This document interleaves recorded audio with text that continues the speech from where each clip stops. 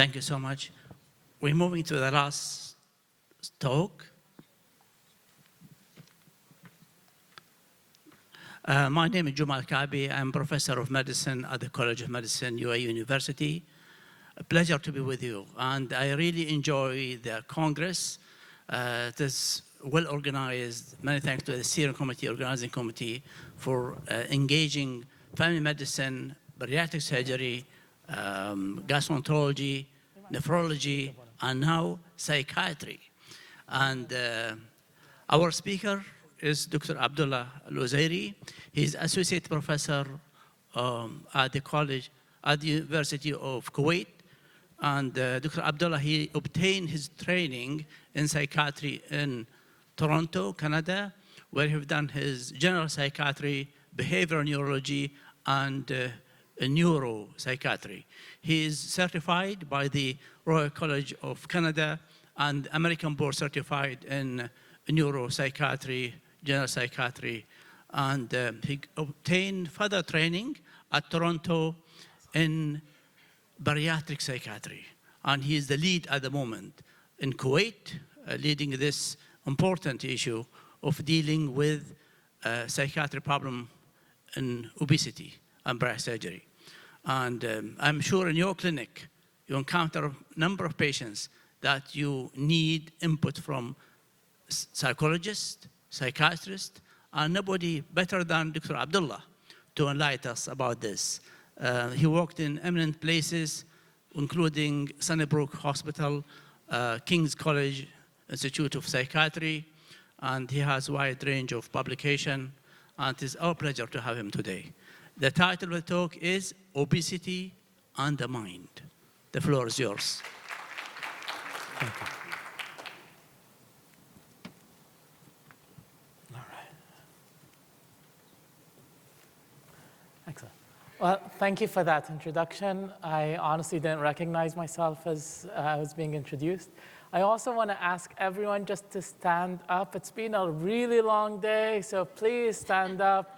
Sitting down is not good for your health, and we talk about how to please stretch. Move your neck all the way up and down. The surgeons don't need to stand up. They're standing all the day. Excellent, excellent. So please have a seat. All right. So today we're going to talk about the role of a psychiatrist in the MDT. How can you incorporate us into your practice? What do we need? And what I'm hoping to train you as many psychiatrists, I hope, even the surgeons. And learn the role of medications on mental health and how you can use them, both antidepressants and the GLP-1s, because I know there's a lot of talk about that. So we have Kim Kardashian comes to your clinic, right? And there was a lot of talk about Kim using Ozempic, and whether that was true. She's denied those allegations a couple of days ago. It was literally 2 days ago that she was doing this. And I'm wondering, what do you need to ask? So we genuinely need to ask, as psychiatrists, both how did you get to the weight you're at, the story that links the weights into her life events, what's her relationship with her food, and does she have any psychological, emotional, or social reasons for eating food as well. So things I want you to think as you're taking your obesity history, to be thinking about all of these things as we move along. Right. Talking about it's not the diet, it's the mental health that we often need help with. That's what patients often come and say, right? And yet, how many of you feel comfortable doing and asking about that? And I know some of you are actually really good at it. But thinking about individual environments, food as a coping mechanism, and as a source of emotional distress at the same time, right? So it's both comfort and distressing.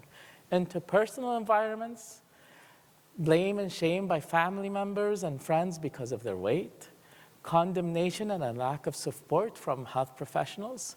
Kim still says she denies using Ozempic, even though a lot of us are sure she has.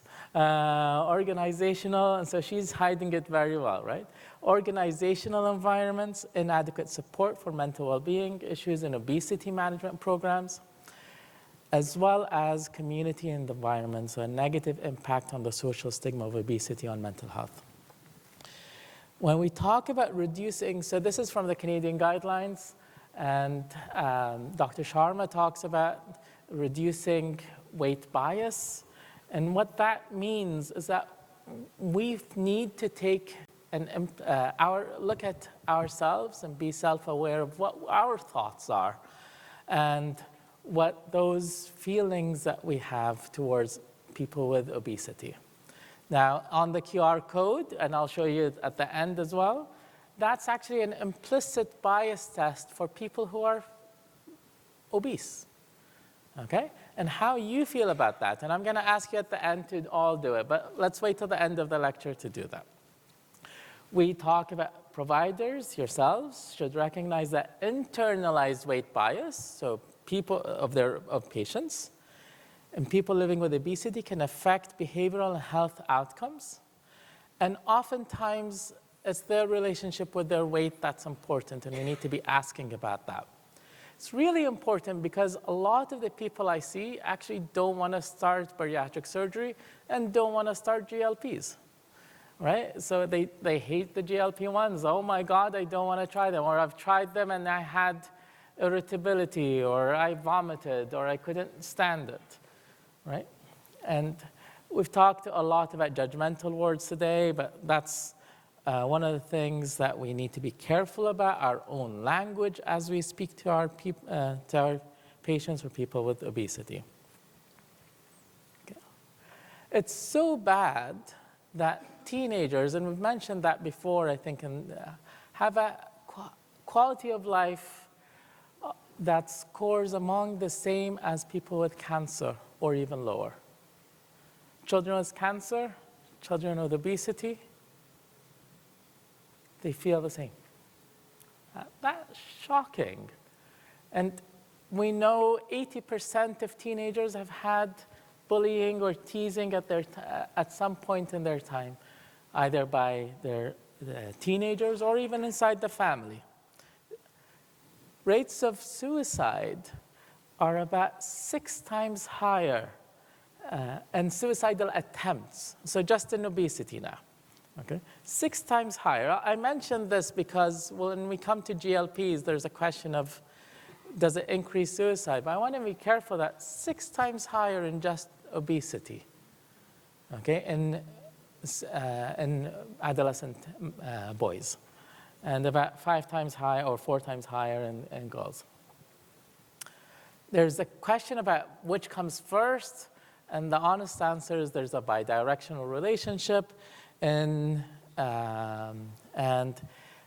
in some of these symptoms, obesity comes first, except in schizophrenia or schizoaffective disorder and personality disorders, where that's not the case. Okay, so in everything else, obesity is one of the biggest risk factors for depression, for anxiety, and that makes sense if we're shaming and blaming a lot of our people. Right. I'm asking you this because when you see obese people, and I'm hoping you see people with obesity, then what are you doing about their mental health? Okay. You're starting their GLP-1s, I hope, or you're thinking about it, or you're asking them to do interventions. But how many of you are asking about their depression or their anxiety and how they feel today? I ask that because we know, especially in the first month, the rates of irritability, mood changes, mood swings, depressive symptoms are higher.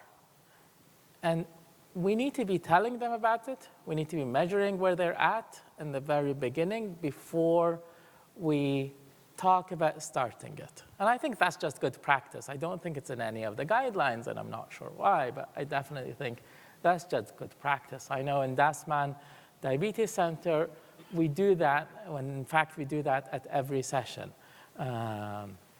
So this is the PHQ and a GAD-7, and this is a one-pager that they do in the waiting area before they come in. It's a very simple tool. It takes about literally 2 minutes to fill out. Okay? But the question really comes today is, what should I look for in someone in the obesity clinic with a mental illness? So I've screened them. I've just seen someone with depression or a past history of depression or some anxiety, and I'm thinking about starting them on one of these newer medications. And what do I do? Right. So there's, first of all, if you're thinking about starting an antidepressant, I know some of you have access to SSRIs, like escitalopram in particular, in the UAE.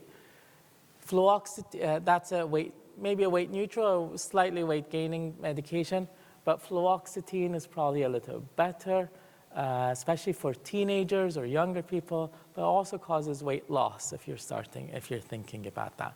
Now, it does have interactions with some of the other medications, so you do have to be careful about that. Wellbutrin is another really nice medication that's actually used in previous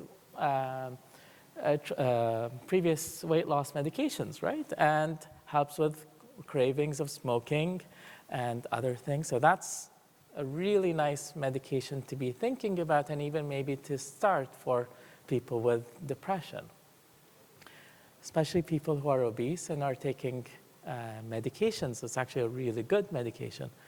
The one thing that you have to be cautious about is people who are purging, because sometimes people with obesity have binge eating disorder, and some of them have bulimia.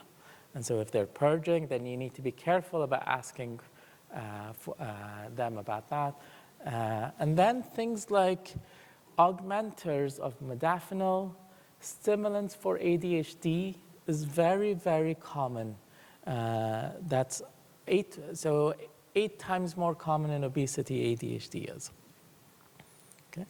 On the right-hand side are the medications that might be causing weight gain. So paroxetine, mirtazapine, tricyclics, whether it's for diabetic peripheral neuropathy, etc. Okay? And then remember, as you start some of these GLP-1s, that there's a risk of hypoglycemia with SSRIs in general. And if you're adding on top of that Ozempic or Mounjaro, then you might be contributing it to even more. So I just want you to not just blame the Mounjaro, but maybe it's a combination of things. And that's something that I think a lot of people forget. The SSRIs also have a risk of hypoglycemia.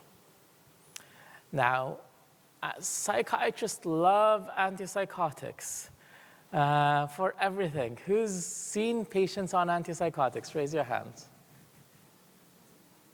Diabetologists love antipsychotics too, right?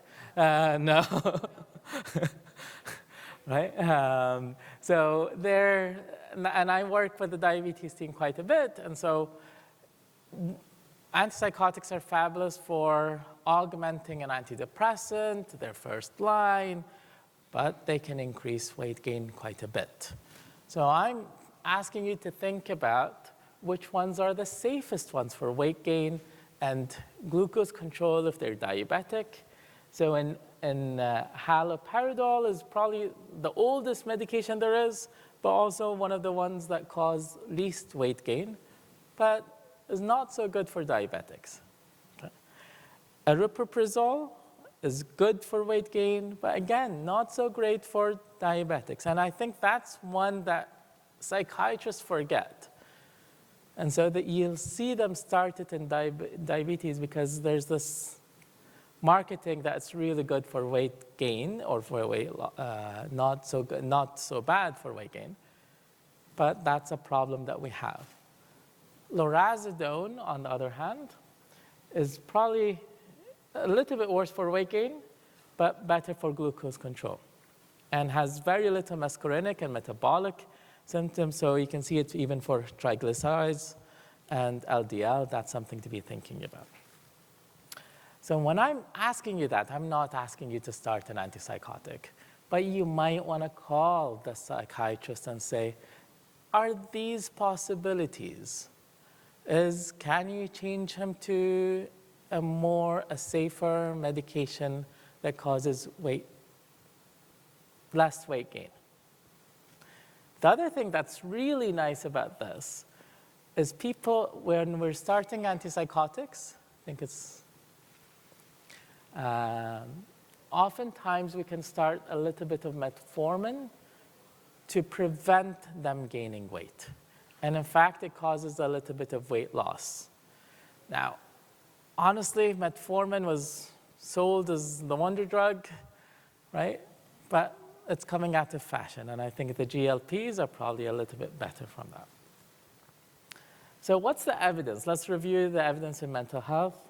So GLP-1s and cognition. This is something that I'm really interested in. We're doing a large trial about this. And GLP-1s, particularly semaglutide, seems to have some evidence with reducing the risk of Alzheimer's. And there's 2 big phase 3 trials around that right now. The results are not out yet. But a cohort of about 60,000 people, so a cohort study, had 28% lower risk of cognitive decline, 48% reduced risk of dementia prevention, and up to 28% risk of less risk of nicotine addiction. And so we're doing trials on, not we, but the psychiatrists are doing trials on each of those as well. Now, one of the things that was missing today, we talked about sleep, and His Excellency talked about sleep as a paramount feature. And one of the things that Mounjaro does well is actually treats sleep apnea really, really, really well.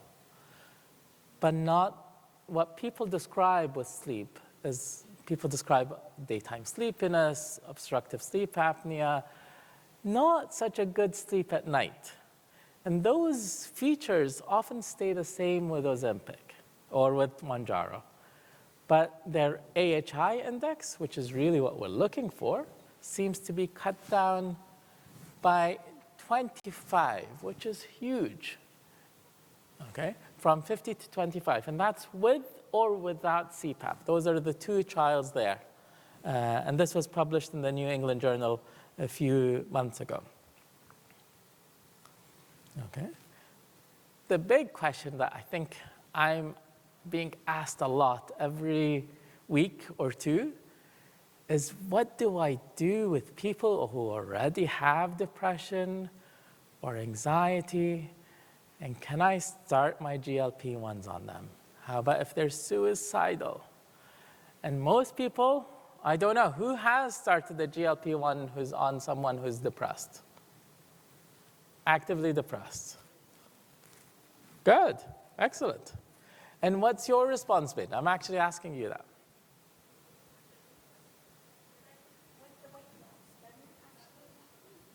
So and I'll show you that some of the, there's another phase 3 study about a protectiveness against, and we haven't done it, it hasn't been out yet, but it's being that we protect against mood symptoms with some of the GLP-1s. And so if anything, it seems to not worsen depression in a cohort of people. Now, does that mean that applies to everyone? Absolutely not. In fact, I've seen more than a dozen cases where their depression has gotten worse. And other times it's gotten better. I have actually one patient who, as soon as I take off the Mounjaro, because her BMI is now 20 from about 32, so she's had a really good response. As soon as I take off the Mounjaro, her depression symptoms come back within a week. And it's fantastic, but it's surprising, and I'm not sure what's going on there. I know about the neuroprotective effect, but when there is features of depression or anxiety, I would ask you to think about asking your psychiatrist colleagues to pitch in, to have an opinion. And if there's antipsychotics, really do think about starting a GLP-1, even if the evidence says metformin. I'm now changing my practice according to the American Journal of Psychiatry. That seems promising. They still say use metformin, and if they don't have more than a 5% reduction in weight, use GLP-1s, but that's something that we're considering. Do not be afraid of starting GLP-1s in patients with psychiatric illnesses. Now, I'm going to ask you to be afraid in only one circumstance, which is lithium and suicidality. Okay, I'll talk to you a little bit about those. But lithium, because of its narrow toxicity, I've only had one case where the lithium levels have just been off, and I don't know if it's because of they're not drinking enough, they were not drinking enough, or if it's because of the delayed gastric emptying. But that's something that I'm always cautious when someone is on lithium, and I want you to remember that. So please be careful. I would say include the psychiatrist in your practice if someone is on lithium and you're starting a GLP-1, or don't do it at all. The other things are some antipsychotics, which is weird, but there's some case attempts, a case series about antipsychotics. People on antipsychotics, you start them on Mounjaro in particular, and they seem to be getting worse. They become paranoid, etc. You stop it, it seems to get better. I'm not sure why, and I would have no concern about starting Mounjaro in people on antipsychotics, but there's a couple of case studies there. Okay. I haven't seen it, I've used it, I'm not worried about that. GLP-1s have neuroprotection and cognitive functions, reduce neuroinflammation, and we were talking about stabilizing the gut-brain axis and gut microbiota. And these are things that's highly linked with depression. But I hear this quite often. Depression made me fat, but Ozempic made me depressed. Okay?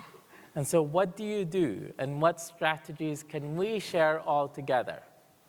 Because you can start an antidepressant, you can ask them, and I actually tell them in the first month it's normal to have mood reactivity. It's okay. But that's one of the things to be thinking about. Then things like supplementation, make sure their vitamin B12 is above 300, not just above 150 or so. Okay? Dr. Farhana was telling me about using methylfolate, which is actually one of the augmenters we use in treatment-resistant depression. And that's very interesting because something about methylation helps there. Now, the risk of suicide. I won't take too long of your time, but there's problems with this question because I put it out to you and I don't know the answer. I'll tell you what the evidence suggests. And so in the European Medical Association, the EMA kind of said we're looking into this because there's some suicidal attempts or suicidal reports.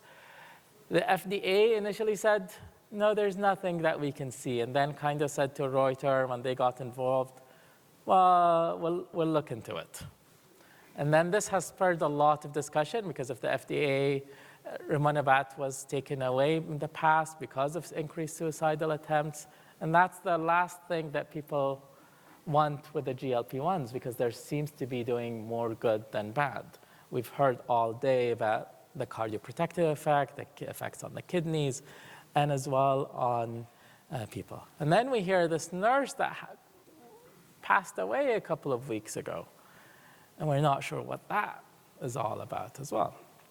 Right? So Wegovy and Saxenda both have branded version of weight loss and say suicidal ideation, even though they say there is no increase there. The FDA said this. And then the Nature Medicine had a really nice trial but association of semaglutide with risk of suicidal ideation in a real-world cohort. And this was a huge trial, 1,600,000 people, 1.6 million in patients with type 2, and in patients with overweight, semaglutide compared with non-GLP and anti-obesity medications were associated with a lower risk for suicidal ideation. So there was a pause of relief until there was another JAMA Psychiatry article that said this was by far the biggest registry, and using all of the WHO records. And there was around a total of 107 patients using semaglutide and 162 liraglutide and everything else on the diabetes medications.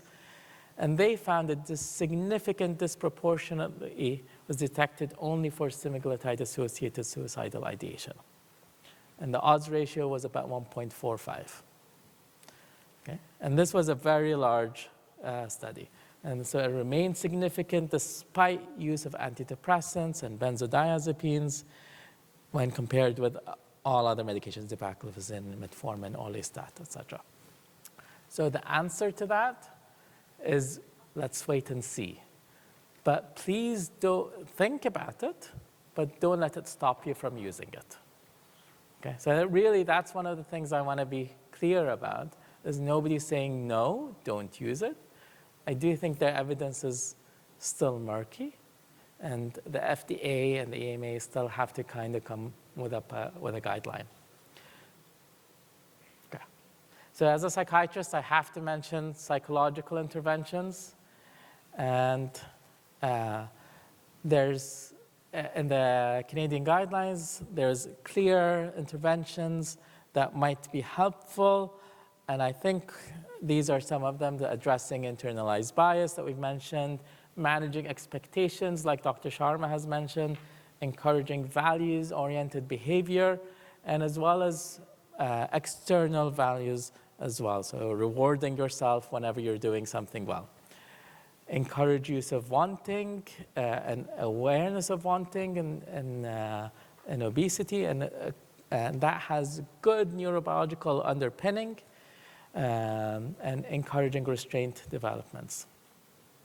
Our training, the ones I use is more the top level, which is a high level, which is CBT, so cognitive behavioral therapy, and things like people come to me and say, I'll never succeed with weight loss. And so they feel hopeless and abandon even starting something. Okay, and so I think with these new medications, there's a lot of hope, and with upcoming medications, there's even better signs of hope. I do want to mention, though, if someone has used semaglutide and has not been helped, what do you do, or has had vomiting, or has had mood irritability? How many of you would choose to start Mounjaro? So if someone has had, the question is, if someone has had a bad response or depression on semaglutide or on Mounjaro, how many of you would choose to switch?